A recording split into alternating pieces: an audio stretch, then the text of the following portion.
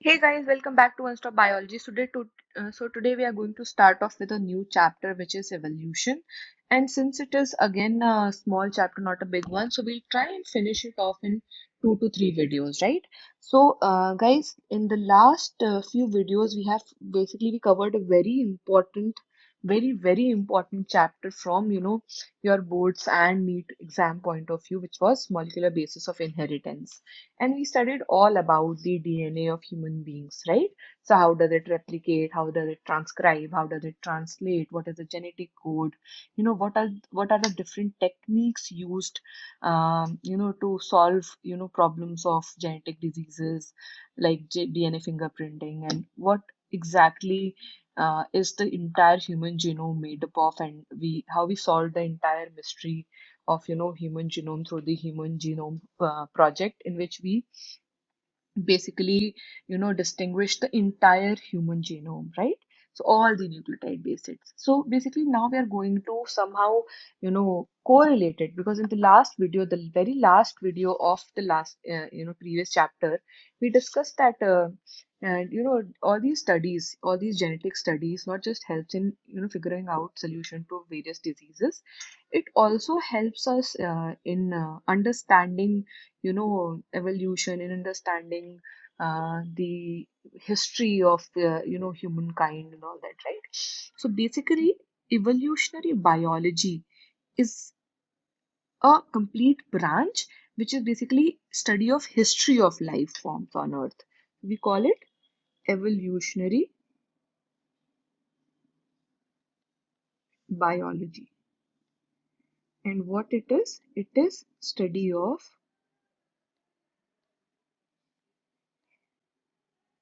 history of life form on earth, right? So what exactly evolution is?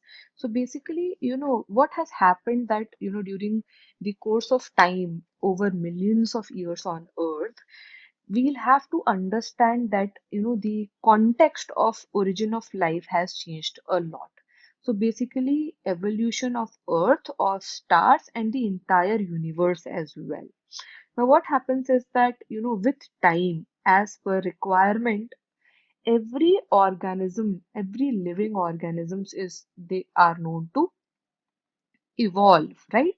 Now, so basically, before we understand evolution, we'll have to understand what was the origin of life, right? So, exactly, the origin of life is considered a very unique event, because there are a lot of chemical factors involved, and it can happen only if you have a presence of a lot of important factors, right? Physical as well as chemical. So what exactly happened is, we said that Big Bang theory initially attempted to explain the origin of universe, and it talks about a singular huge explosion, right? And it was so huge that you can't even imagine. And then the universe expanded and temperature came down. Now once the temperature came down, hydrogen and helium was formed, right? Now these gases condensed under gravitation and formed the galaxies of present day universe. Now one of the galaxy was Milky Way galaxy, and we have the solar system in that way, Milky Way galaxy. And then Earth was supposed to have been formed about 4.5 billion years ago, right? 4.5 billion years ago. Now, at that time, there was no atmosphere on Earth, right? Then later, water vapor, methane, carbon dioxide, and ammonia, all these things were released from the molten mass that covered the surface of Earth.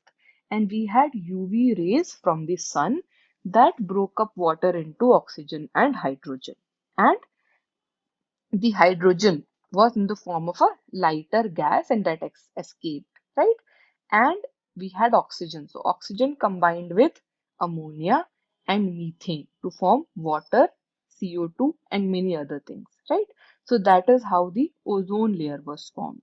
Now when the ozone layer cooled, the water vapor basically fell as rain. and to fill all the depressions, and it formed oceans that we see today, right?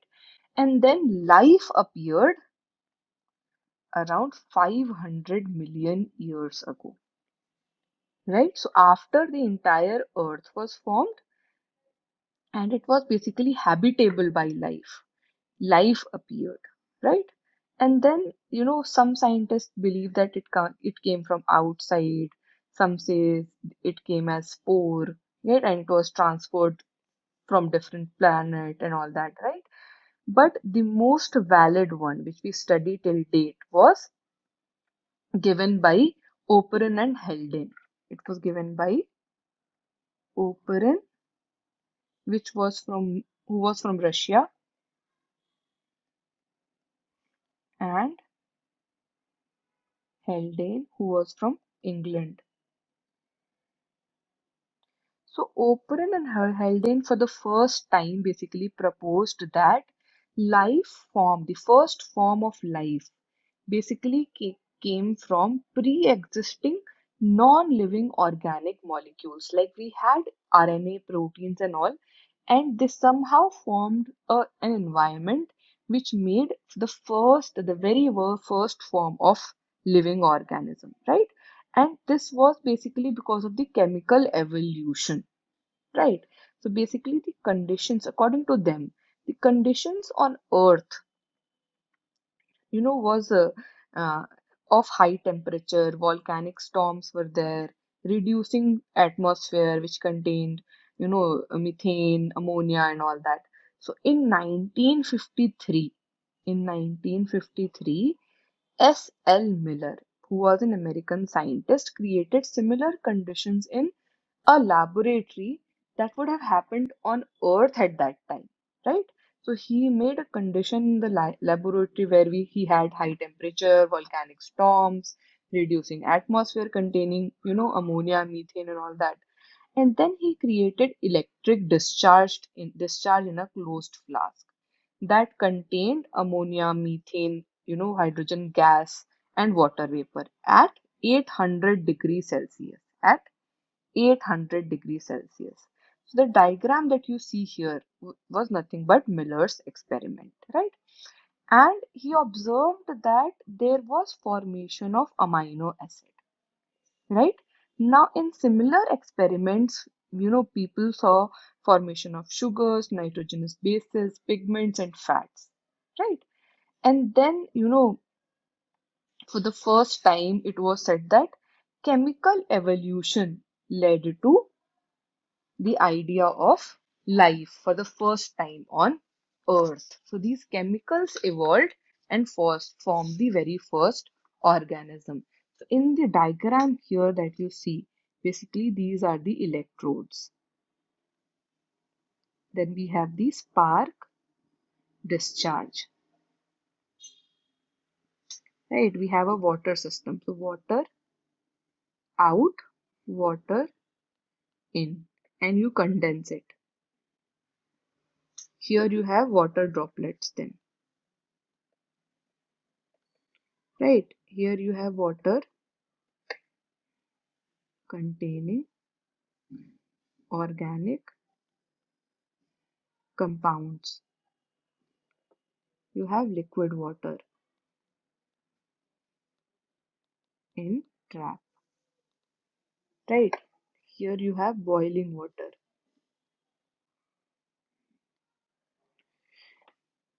You have four different gases inside. So you have CH4, you have NH3, you have H2O, and you have H2 gas.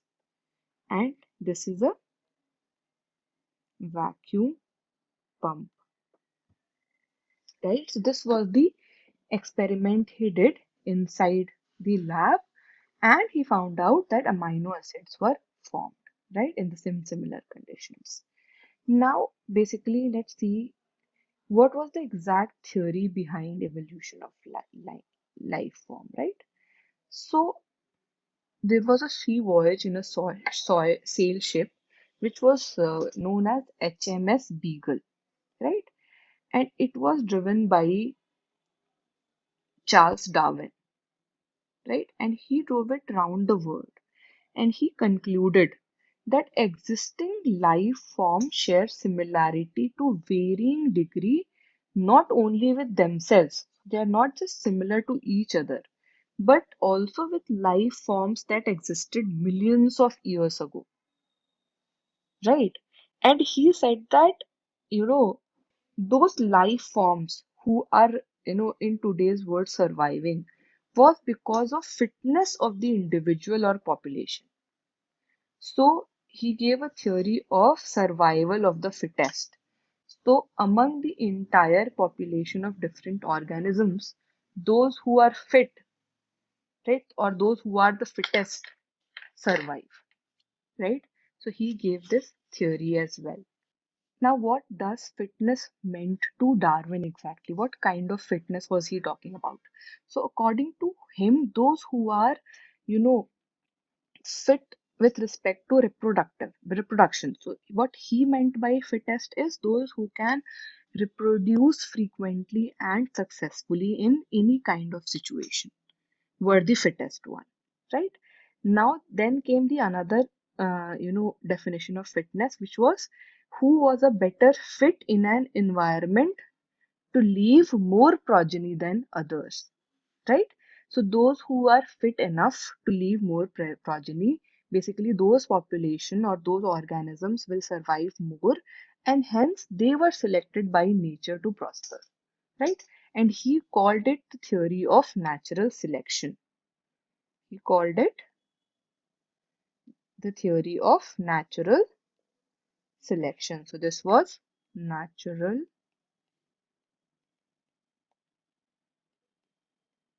selection, right? And he said that this was basically the mechanism of evolution. So people who were fit, they kept on evolving and making the entire population, right? Now, there was another scientist with the name of Alfred Wallace, who was a naturalist and he worked with archipelago, and he came to this to a similar conclusion and around the same time as well when Darwin was there, right?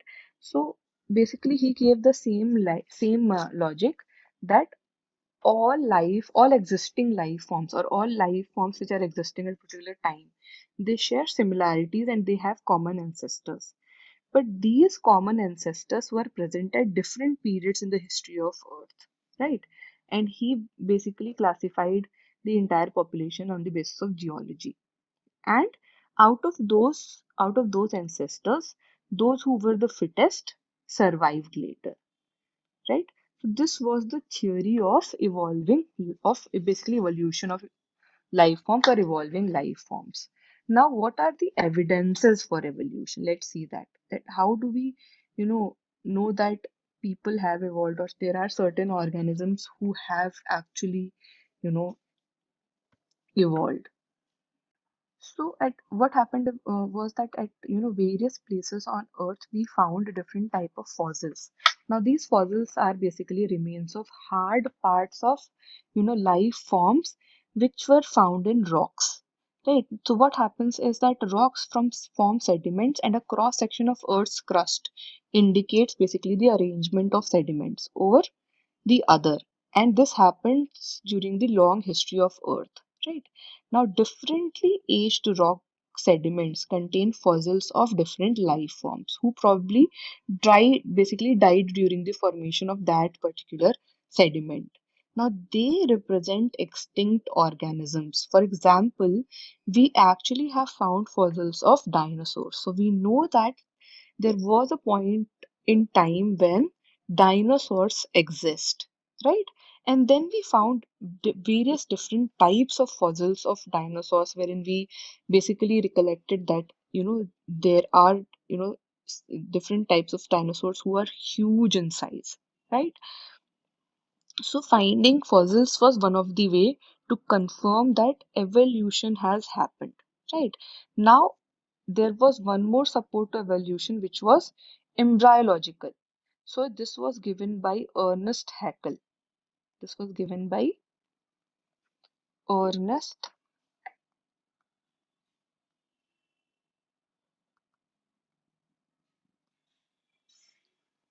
Haeckel. And he basically, identified embryonic stages which are common to all vertebrates, but those are absent in adults, right?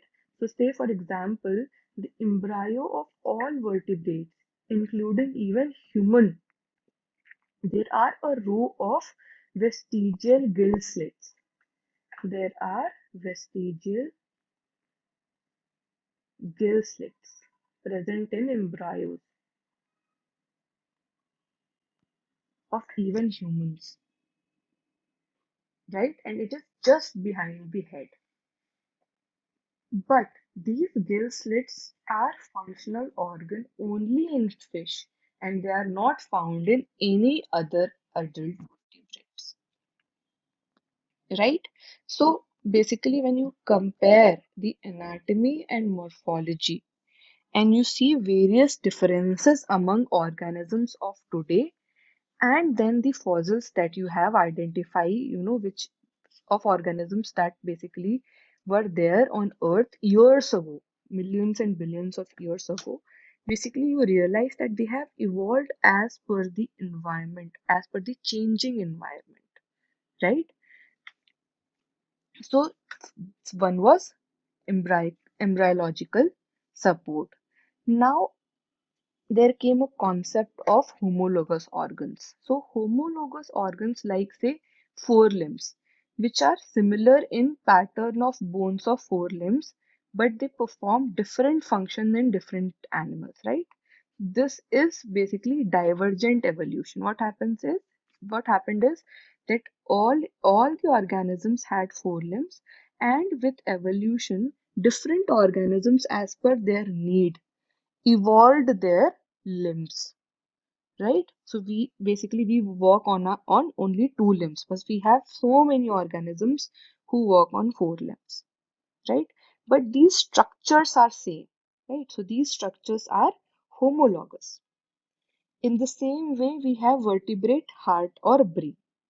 In the same way, you have, thorn in one plant, and you have tendrils, which are basically one or the same thing. They are same as thorn in a different plant, right? So these are all homologous organs, and this is divergent evolution, right? Now, basically, apart from that, there is another type of evolution. So, say wings. Now, wings of butterfly and of birds, it looks alike, right? But they are not anatomically similar structures, although they perform similar function. So if you have different structure but same function or similar function, this is convergent evolution. So divergent is similar structure but different functions. Convergent is different structures but similar function. And these type of structures are known as analogous structures, right? So you basically saw two different type of evolutions: divergent and convergent. Here you have homologous. So in divergent you have homologous organs.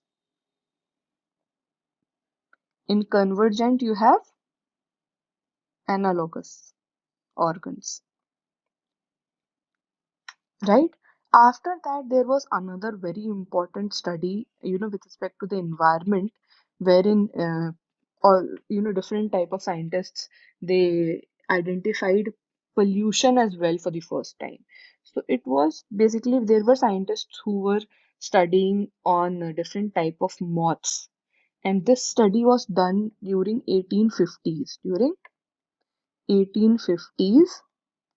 in England. So during 1850s in England, all of a sudden, industrialization came into picture, and these scientists observed that there were more white-winged moths on trees than dark-winged moths, or moths with more melanin pigment, right? However, so for the first time in 1850s, when industrialization started or bloomed, they found that there are more white-winged moth, right? And then in the same area, all of a sudden industrialization stopped during 1920. And all of a sudden, these moths evolved into dark-winged moth, right? So basically, the proportion of the light color or white-winged moth was more when there was industrialization, and as soon as it stopped, the entire proportion was reversed, and then people started finding dark-colored moths, right? So basically, what we mean that all of a sudden these moths evolved, right? So what happened during pre-industrialization phase is that there was a very thick growth of white colored lichen that covered the tree entirely.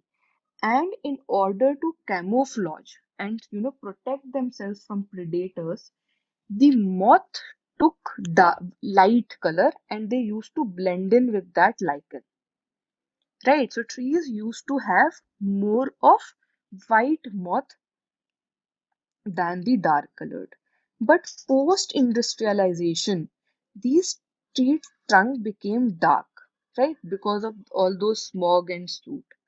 So now, in order to again survive and defend themselves from the predators, these moths evolved, and the white wings evolved into dark color wing in order to blend in with the dark tree trunk, right?